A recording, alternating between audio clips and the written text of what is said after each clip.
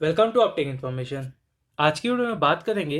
Supreme court ने एक statement दिया है, ब्रिंग बैक रिटायर्ड जज। अब इसका क्या मतलब है, इस वीडियो में पूरा मैं आपको समझाने वाला हूँ। साथ में केसेस को लेके कुछ आपके सामने डेटा भी मैं रखने वाला हूँ, जो शायद आपको सोचने पे मजबूर करेगा। चलिए फिर आगे बढ़ते हैं। सबसे पहले तो आप मेरा चैनल सब्सक्राइब कर लीजिए, साथ में बेल आइकन को भी आप जरूर प्रेस कर लीजिएगा।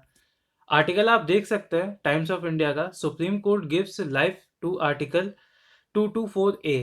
अभी आर्टिकल 224 है क्या, ये भी मैं आपको बताने वाला हूँ इस वीडियो में, तो वीडियो को आप एंड तक जरूर देखिएगा। सबसे पहले तो आर्टिकल 224A की बात कर ले। यहाँ कैपिटल ए है, कैपिटल ए का मतलब ये अमेंडमेंट किया गया इस आर्टिकल में। तो सबसे पहले अगर इस आर्टिकल की बात करें तो इस आर्टिकल में है क्या कि जो रिटायर्ड जज हैं उनको एडॉक बेसिस पे हाई कोर्ट या डिस्ट्रिक्ट कोर्ट में अपॉइंटमेंट किया जा सकता है। तो ये सुप्रीम कोर्ट का कहना है केस को ख़त्म करने के लिए। केसेस की अगर बात करें इंडिया में, अभी आगे आने पे मैं आपको बताऊंगा कितने केस पेंडिंग है और कितने केस ऐसे हैं जो अभी डिस्ट्रिक्ट लेवल पे स्टार्ट ही नहीं हुआ है। तो सब कुछ आपको मैं बताने वाला हूँ इस वीडियो में। सबसे पहले यहाँ पर तीन जज की बेंच थी। तो chief justice of India S A Bobde, justice S K Kaul और सूर्यकांत, ये तीन जज थे। इन्होंने कहा है कि आर्टिकल 224A को हम फिर से एक्टिव करना चाहते हैं। 58 ईयर्स के बाद ऐसा हो रहा है कि ये आर्टिकल फिर से एग्जिस्ट करने वाला है। हालांकि इसका प्रोविज़न कॉन्स्टिट्यूशन में 1949 में ही था, ये लिख दिया गया था 1949 में, कॉन्स्टिट्यूशन में डिफाइन कर दिया गया था, लेकिन इसको 1956 में डिलीट कर दिया गया था और अमेंडमेंट के साथ इसको 1963 में फिर से रीइंट्रोड्यूस किया गया था।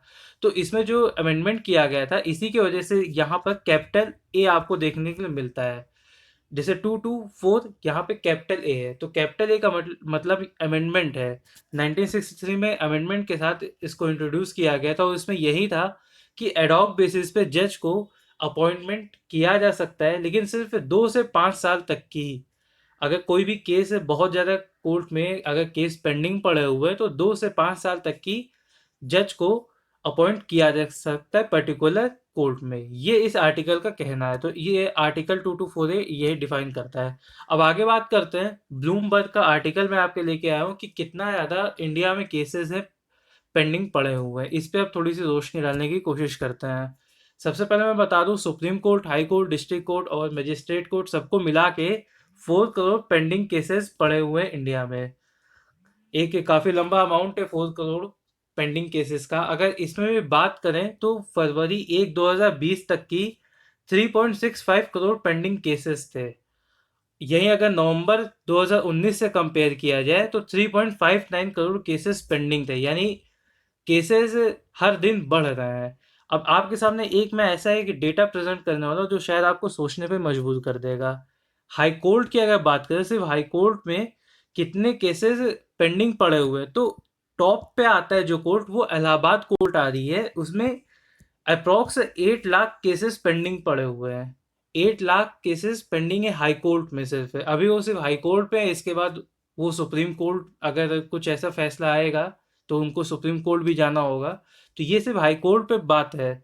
इसके बाद अगर बात करें तो पंजाब एंड हरियाणा और मद्रास, एक अच्छी बात देखने को ये मिल रही है कि दिल्ली में केसेस, पेंडिंग केसेस कम है। यानी दिल्ली की कोर्ट जो है वो कुछ ज़्यादा ही एक्टिव है केसेस को सॉल्व करने में। लेकिन यूपी में इलाहाबाद हाई कोर्ट जो है वो बहुत ही स्लो काम करती है अपने केसेस को लेके। ये देखने को मिल रहा है ब्लूमबर्ग द क्विंट के आर्टिकल में। यहाँ पे ये पूरी डिटेल दी हुई है।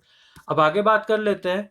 तो सबसे कम केसेस किस में है? सबसे कम केसेस है हाई कोर्ट ऑफ सिक्किम में। 240 केसेस से पेंडिंग पड़े हुए हैं और यही एक इकलौता ऐसा कोर्ट है, हाई कोर्ट है, जिसमें सिर्फ 240 केसेस पेंडिंग पड़े हुए हैं। और 2 महीने में ऐसा बताया है रिपोर्ट में कि आगे आने वाले 2 महीनों में ये 240 केसेस भी खत्म कर दिए जाएंगे। अगर नॉर्थ ईस्ट स्टेट की बात करें तो मेघालय, त्रिपुरा और मणिपुर में पेंडिंग केसेस 5,000 है। इलाहाबाद हाई कोर्ट को देखते हुए तो बहुत ही कम, 5,000 केसेस पेंडिंग बहुत ही कम लग रहे हैं। लेकिन ये अच्छी बात है कि मेघालय, त्रिपुरा और मणिपुर में सिर्फ 5,000 केसेस पेंडिंग पड़े हुए हैं। अब बात कर लेते हैं कि डिस्ट्रिक्ट लेवल पे कौन सी कोर्ट में सबसे ज़्यादा केसेस पेंडिंग पड़े हुए हैं। तो आपको मैं बता दूं कि यूपी में डिस्ट्रिक्ट लेवल पर 80 लाख केसेस पेंडिंग पड़े हुए हैं। अप्रॉक्स 80 लाख केसेस पेंडिंग पड़े हुए हैं। इसके बाद महाराष्ट्र का नंबर है, बिहार और वेस्ट बंगाल। तो शायद इन्हीं सबको देखते हुए सुप्रीम कोर्ट की ये 3 जजेस की जो बेंच थी, इसमें chief justice of India S A Bobde, justice S के कौल और सूर्यकांत, इन्होंने शायद आर्टिकल 224 ए को फिर से एक्टिव करने के लिए स्टेटमेंट दिया है, और सेंटर को भी ऑर्डर पास किए कि अगर आप रिक्रूटमेंट नहीं कर पा रहे हैं तो फिर आप एडॉक बेसिस पे जज को रख के 2 से 5 साल तक की जज को अपॉइंट करके और केसेस को आप खत्म करिए। ये सुप्रीम कोर्ट का कहना है। ये स्टेटमेंट अभी आज ही, यानी जब मैं वीडियो रिकॉर्ड कर रहा हूँ, तो यहाँ पर देखने को मिला है सुप्रीम कोर्ट के द्वारा।